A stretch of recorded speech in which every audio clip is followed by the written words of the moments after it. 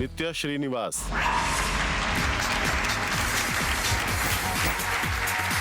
Congratulations, Nitya.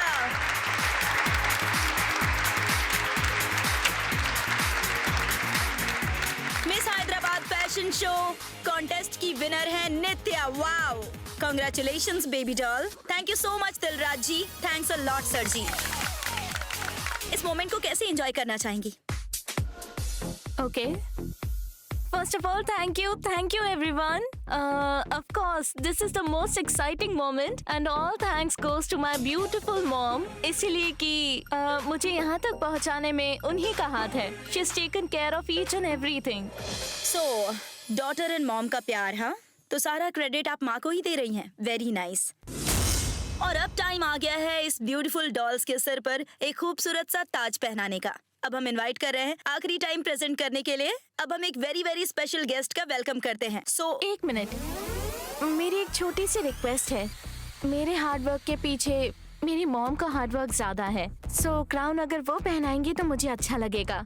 So please can you please आप मेरी beautiful mom को स्टेज पर बुलाएंगे? श्योर, ऐसी प्राउड मोमेंट को कोई भी डॉटर और मदर मिस नहीं करना चाहेगी। तो मॉम, स्वीट मॉम स्वरूपा श्रीनिवास जी, आपको स्टेज पर आना ही होगा। Welcome ma'am.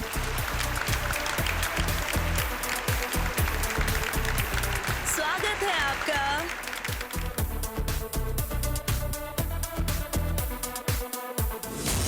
Swarupa Srinivas ji. Oh wow, thank you.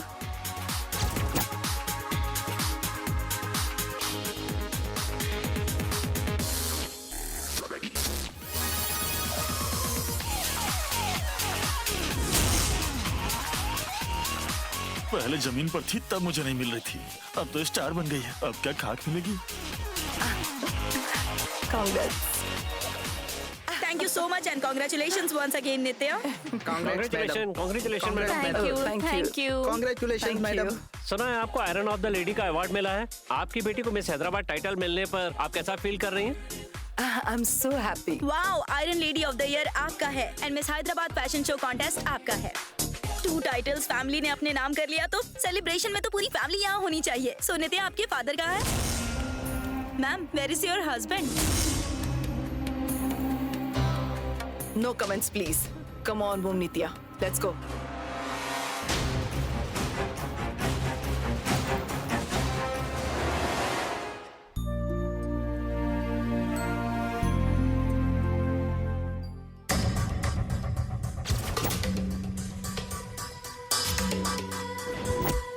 कल्पना, क्या हुआ जी? क्या है ये सब?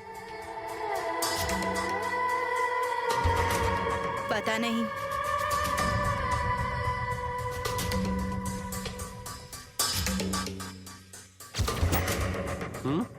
पता नहीं जी। भैया आप आ गए? ये सब क्या है बहन? नमस्ते चंद्रिका जी। नमस्कार, आइए आइए। नमस्कार, आप सभी कैसे हैं? हम सब आइए। अच्छे हैं। आइए चलिए। आइए आइए ना, आइए भाभी जी, आइए ना।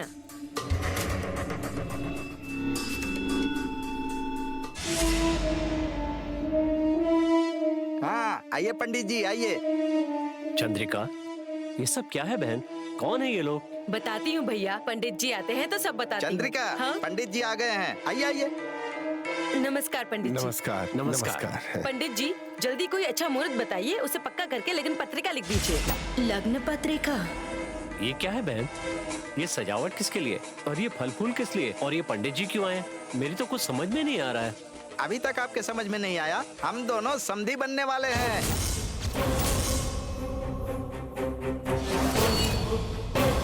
कल जय की बातें सुनने के बाद आपको कितना दुख पहुंचा होगा मैं समझती हूँ। उसे ऐसे ही छोड़ देंगे तो वो हाथ से निकल जाएगा, इसलिए मैंने एक फैसला किया है।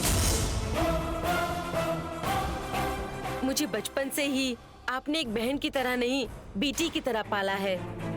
मैं आपका ये एहसान कभी नहीं भूलूंगी। शादी करने से जय की जिंदगी बच जाएगी। कोई बाहर की लड़की आएगी तो पता नहीं वो कैसी होगी।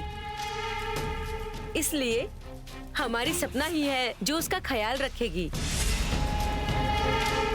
और वैसे भी सपना को तो आप बचपन से ही जानते हैं। आपकी सेवा बहू बनकर नहीं, बेटी बनकर करेगी वो देखभाल करेगी या हमें बर्बाद करेगी। इसलिए आज ही उन दोनों की सगाई करके शादी पक्की करने के लिए मैंने पंडित जी को और सुहागिनों को यहाँ बुलाया है। पहले इन दोनों की सगाई कर दे तो फिर शादी का मुहूर्त भी निकल जाएगा। ऐसा नहीं है बहन, एक बार दादी से पूछ लेते तो। आप कुछ मत कहिए भैया। मेरी शादी करवा के मुझे और मेरी पति को इसी घर में सहारा देकर आपने मेरे लिए अपना प्यार साबित किया है। उसके बदले में मेरी बेटी को आपकी बहू बनाकर आपकी सेवा करवाकर मैं आपका धन्यवाद करना चाहती हूँ भैया। आपके एहसान को इस तरह चुकाने दो ना। ये तो कमाल हो गया। हम आपस में राजी हो जाएंगे तो हमारे बच्चों का रिश्ता पक्का हो जाएगा क्या? जय इस शादी के लिए मानेगा या नहीं पता नहीं। क्यों? मैं जय से बात करूंगी तो वो मना कर देगा, या फिर भैया मेरी इस बात पर राजी नहीं होंगे। जय अपने पिता की बात मानने वाला राम है, अपनी माँ का सिर काटने वाला परशुराम नहीं है। तारीफ कर रही है कि गाली दे रही है? हाँ, राम जी ने सीता माता को स्वयं स्वयंवर में ही पसंद किया था चंद्रिका, इस बात को भूलना मत। कल्पना, तुम जरा रुक जाओ। रोकी ही हुई हूँ, मुझे बात करने कब दिया है? ये उसकी पूरी जिंदगी का सवाल है, इसीलिए सोच समझकर फैसला लीजिएगा। भैया आपकी क्या पसंद है? तुम्हारी पसंद ही मेरी पसंद है। तो फिर थाली बदलने की रस्म कर ले। भैया ने हाँ कह दिया है ना। पंडित जी दीजिए। पंडित जी आप मंत्र पढ़ना शुरू कर जी दीजिए। ठीक है जी। शुक्लाम भरधरम विष्णुम शशिवर्णम चतुर्भुजम प्रसन्न वदनम ध्यायेतु सर्वविघ्नोपशांतये। श्री सूर्यदेव जनार्दन राव जी का इकलौता बेटा चिरंजीव जय सूर्या की, श्री बोमम्मा देवराज चंद्रिका रामकृष्ण की इकलौती बेटी चिरंजीवी लक्ष्मी सौभाग्यवती सपना की विवाह करवाने के लिए दोनों माता पिता की सहमति से दोनों एक दूसरे को उपहार देने वाले हैं। माँ जी दोनों एक दूसरे को उपहार दीजिए। आप आइए। उपहार लीजिए।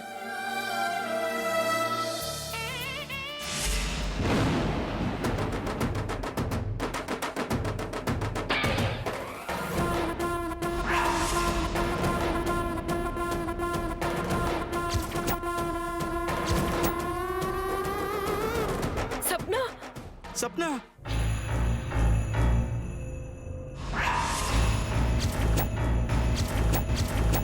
दादी माँ आपका दिमाग खराब है क्या? क्या कर रही है पता नहीं क्या? शुभ घड़ी में हम उपहार दे रहे थे तो आपने उसे इस तरह नीचे गिरा दिया। आपको तो उसे आशीर्वाद देना चाहिए था और आपने उसे इस तरह घायल कर दिया। बकवास बंद करो।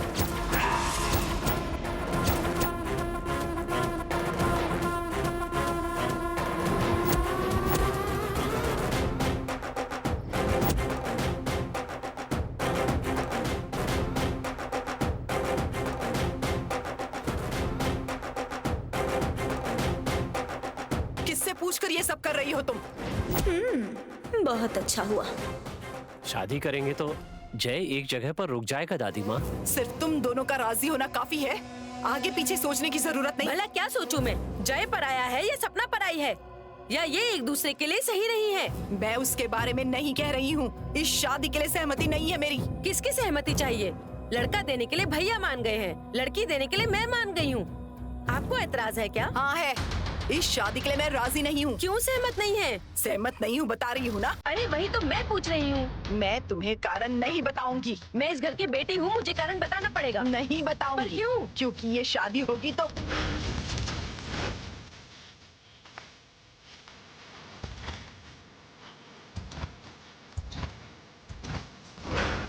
हाँ होगी तो नहीं होनी चाहिए। बस बस मतलब कोई कारण तो होगा। कारण बताने की मुझे जरूरत नहीं है। जरूरत नहीं है, औकात नहीं। आपकी उम्र बढ़ गई है इसलिए जो मुंह में आए वही बोल रही हो। हल्दी कुमकुम आपने नीचे गिरा दिया, इसकी वैल्यू नहीं है क्या? बकवास बंद करो चंद्रिका, अपनी जबान को लगाम दो। मेरे सामने पैदा हुई हो, तुम्हें क्या पता हल्दी कुमकुम के बारे में? कितनी पीढ़ियां देखी है तुमने। शादी मतलब एक दूसरे को उपहार देकर सगाई करके मंडप में ले जाना समझ रही हो। आखिर जिंदगी को तुमने क्या समझा है? हाँ मैं समझ रही हूँ। आप शादी के लिए मना क्यों कर रही हैं, मैं सब समझ रही हूँ। भैया को अलग और मुझे अलग नजर से देखती हो आप। मेरे पास दौलत नहीं तो आप मुझे पसंद नहीं करती। इसी घर में रहती हूँ तो इज्जत नहीं देती। इस घर में फोकट का खा रही हूँ तो नफरत करती हूँ। चंद्रिका, ये कैसी बातें कर रही हो? मैं सच्चाई बता रही हूँ दादी माँ। अगर हमारे पास जायदाद होती तो आप हमें इस तरह नीचा दिखाती क्या? भैया जितनी जायदाद हमारे पास होती तो आप हमें नापसंद करती, इस तरह रिश्ता ठुकराती क्या? अगर आज हम अपने घर में होते तो भी क्या ये सब सुनाती? बहुत हुआ। क्यों? मैं सच्चाई बोल रही हूँ तो तकलीफ हो रही है। जरा सोचिए मुझे कैसा लग रहा होगा। इस घर की बेटी को रोने पर मजबूर किया है आपने, मेरी बेटी का खून बहाया है। ऐसे में इस घर का भला होगा? मेरी बदुआ खाली नहीं जाएगी, मेरा श्राप लगेगा।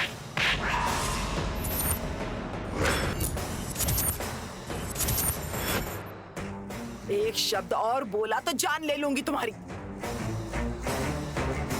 चलो अब अंदर जाओ। चलो चंद्रिका, चलो बेटी। कल्पना, जी दादी माँ। यहाँ कोई भी नहीं दिखना चाहिए, सबको यहाँ से भेज दो। हाँ हाँ, सुन लिया ना आप सबने, अब आप जाइए जाइए। हाँ, सगाई करने चली थी, सगाई।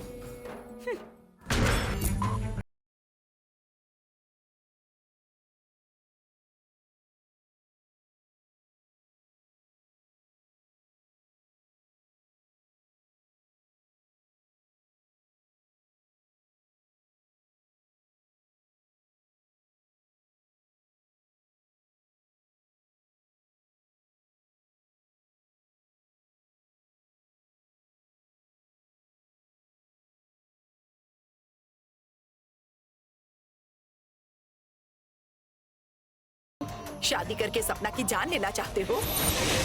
ये आप क्या कह रही हैं दादी माँ? इस घर पर लगे हुए श्राप के बारे में भले ही उन्हें पता ना हो, तुम्हें तो सब पता है। मतलब आपको पूरा विश्वास है कि जय की शादी करवाएंगे तो सपना मर जाएगी? इस घर का लड़का पहली बार जिस लड़की के गले में मंगलसूत्र बांधेगा, उस लड़की की मौत होना तय है। यही सच है बेटा, इस सूर्य देव का वंश कई दशकों से सह रहा है उस श्राप को। मुझे तो लगता है कि ये सब अंधविश्वास है। इस घर में अपनी जान गंवाने वालों की कसम खाकर कह रही हूँ, वो सच है, इस बात का मुझे पूरा विश्वास है। जो बहुत पहले हो चुका है उसके लिए आज? बहुत पहले नहीं बेटा, हमेशा यही होते आ रहा है।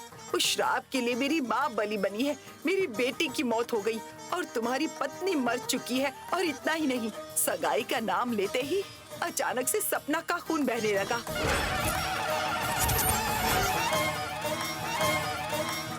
अब भी तुम्हें समझ में नहीं आ रहा क्या?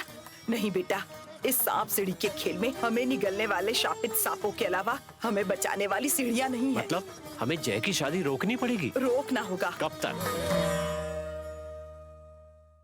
पता नहीं। ये क्या दादी माँ, हम जय की शादी नहीं करवाएंगे तो क्या उसे ब्रह्मचारी बना दें? उसके साथ सूर्यदेव वंश का अंत कर दे क्या? यही आपका निर्णय है? श्राप से मुक्ति पाना ही मेरा संकल्प है। इस घर में कदम रखने वाली हर बहू की मृत्यु को रोकना मेरा काम है। लेकिन ये होगा कब? उस श्राप से हमें छुटकारा कब मिलेगा? हमें कैसे पता चलेगा कि इसने हमें छोड़ दिया है? बताइए दादी माँ। तुम्हारे प्रश्नों का समाधान मेरे पास नहीं है बेटा। उसी समाधान के लिए मैं कई सालों से ये पूजा और व्रत करते आ रही हूँ। वही पूछ रहा हूँ दादी माँ, इसका फल हमें कब मिलेगा? इस फैसले को भगवान पर छोड़ देते हैं। अब हमारे हाथों में कुछ भी नहीं है बेटा।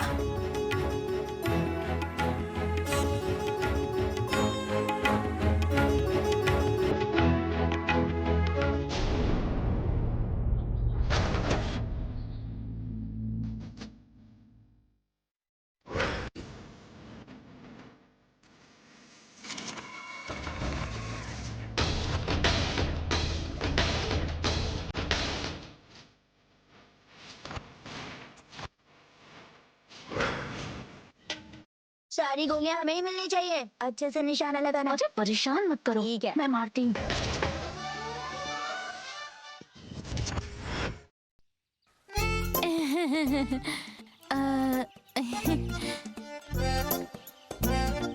क्या हुआ रानी दीदी, कैसी हैं आप? मुझे अपनी बातों में मत उलझाओ।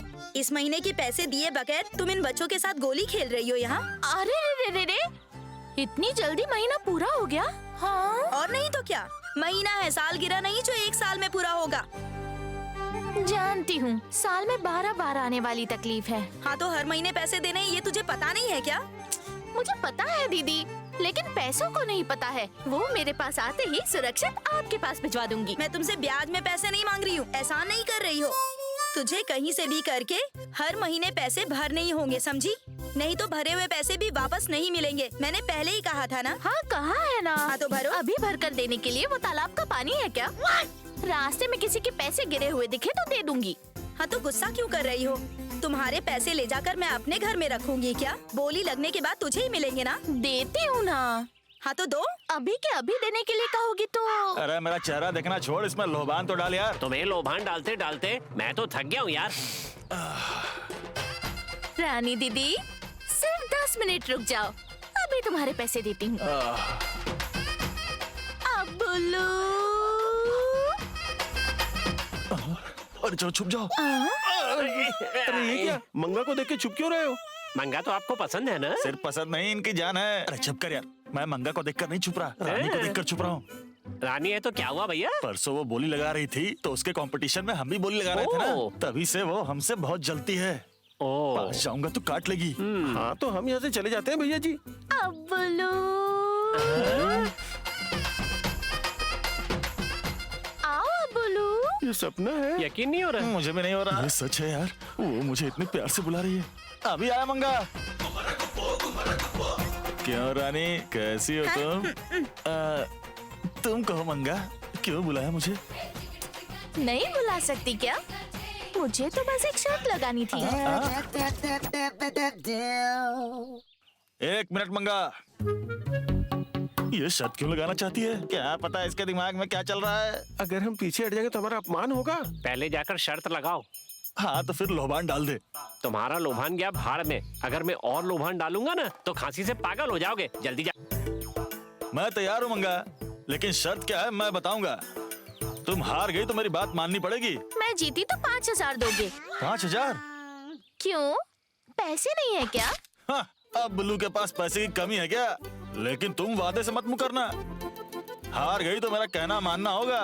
मैं हारूंगी तब ना। पहले शर्त क्या है ये बताओ। सुदामा की दुकान में इडली खानी है। बस इतनी सी बात? अरे पहले पूरी शर्त तो सुन लो। 50 इडली, जो पहले खाएगा वो जीतेगा। 50 इडली खाना है? मैं तैयार हूँ, चलो। अरे रुको रुको रुको, शर्त तुम्हारे मेरे बीच में नहीं है। तो फिर? हाँ, इसके और तुम्हारे बीच में है।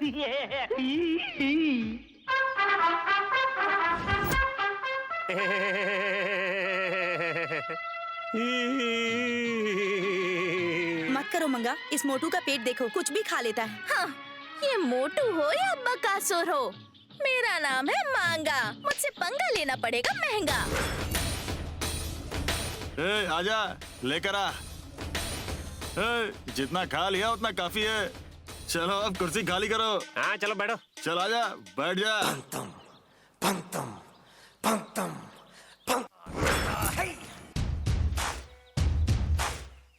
इस लोभान को साक्षी मानकर और अपने पिताजी की कसम खाकर कहता हूँ, शुभम्मा, एक एक इडली नहीं 100 इडली एक साथ लाकर रखो। 10 इडली ज्यादा होंगी तो भी चलेगा, पर कम नहीं होनी चाहिए। एक बार जब मैं इडली खाना शुरू कर दूं, तो इडली का बर्तन खाली हो जाएगा और ये मंगा यहाँ से भाग जाएगी।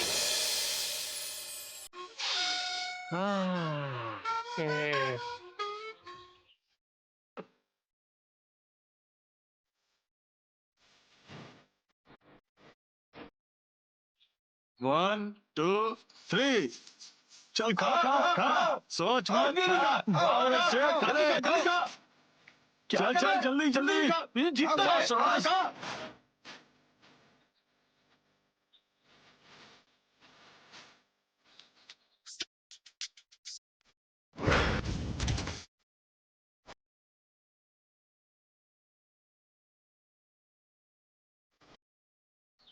ऐसे आराम से क्यों खा रही हो? जल्दी जल्दी खाओ, ये अभी तक 10 इडली खा चुका है। चिंता क्यों कर रही हो दीदी? कछुए और खरगोश की दौड़ में किसकी जीत हुई थी? सब्र ही सर्वोपरि है। आज तुम कुछ भी कह लो मंगा, पर आज मैं जीतूंगा और तुम हारोगी। जुबान खींच लूंगी गधे कहीं के। चल खा खा खा, तू खा खा, चल लगा।